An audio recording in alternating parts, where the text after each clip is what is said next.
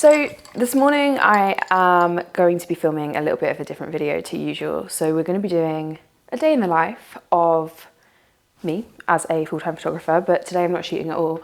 I have the day off, which is very nice because I've been very busy over the last couple of weeks working and shooting pretty much every day.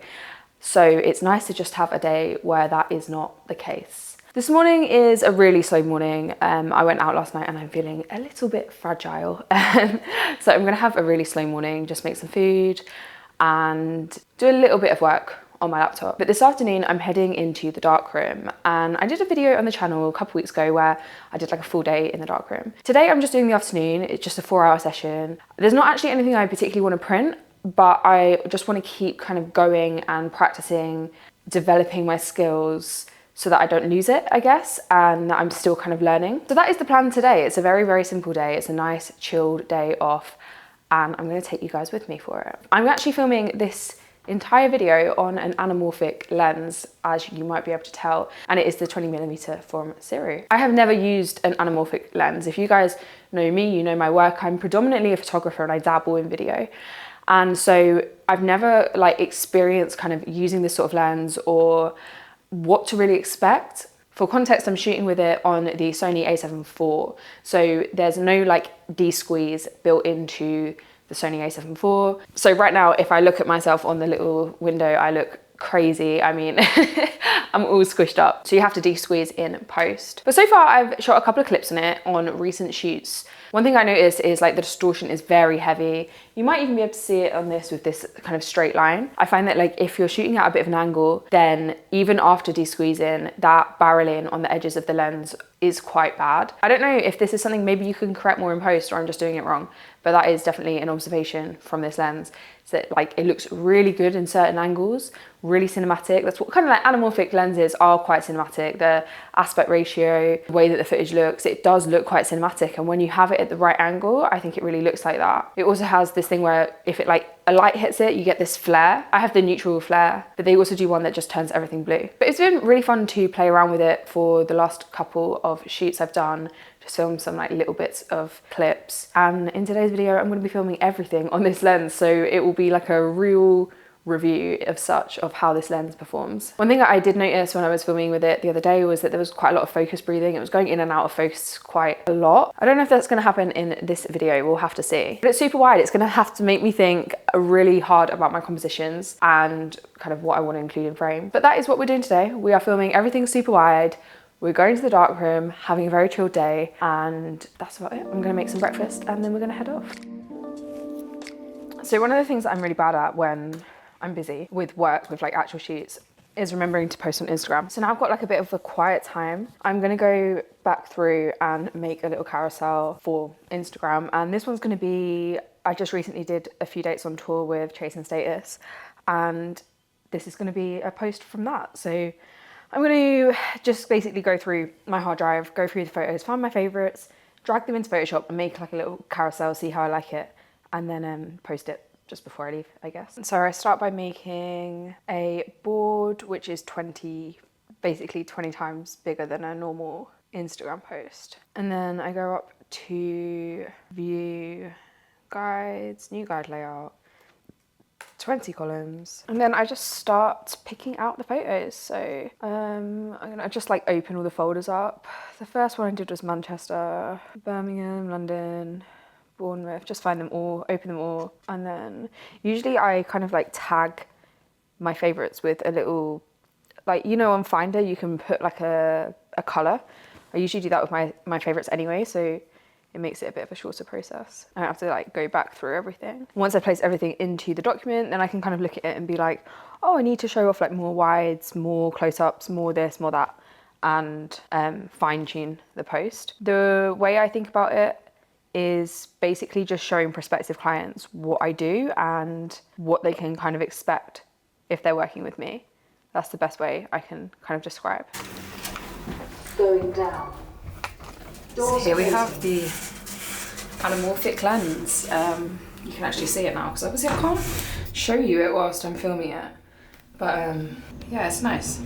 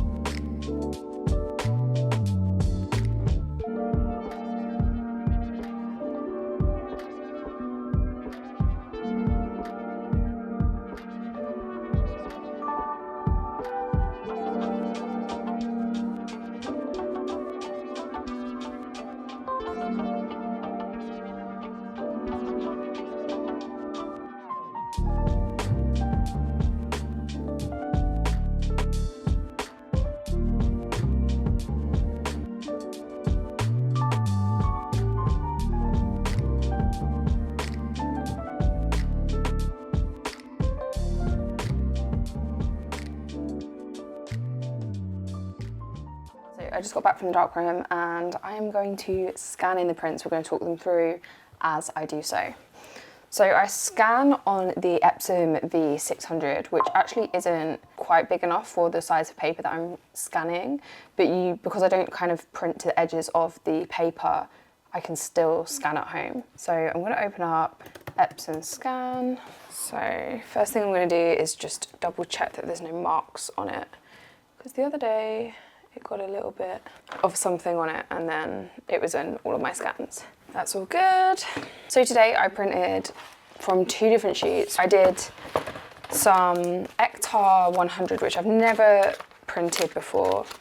And then I did some Cinestill 400D as well. So this is one of the prints from Cinestill 400D. I really like 400D because it's quite natural. The colours are quite natural. In this one in particular, it's quite nice because you can see the halation within the image, which is obviously quite a unique characteristic to Cinestill. I basically just scan it in and then I will do like quite a high resolution scans, and then I just do it by month. So this is May, scan that one in. I think it's nice to do kind of 4 hours in the darkroom. It's a nice amount of time. Sometimes 8 hours feels a little bit long.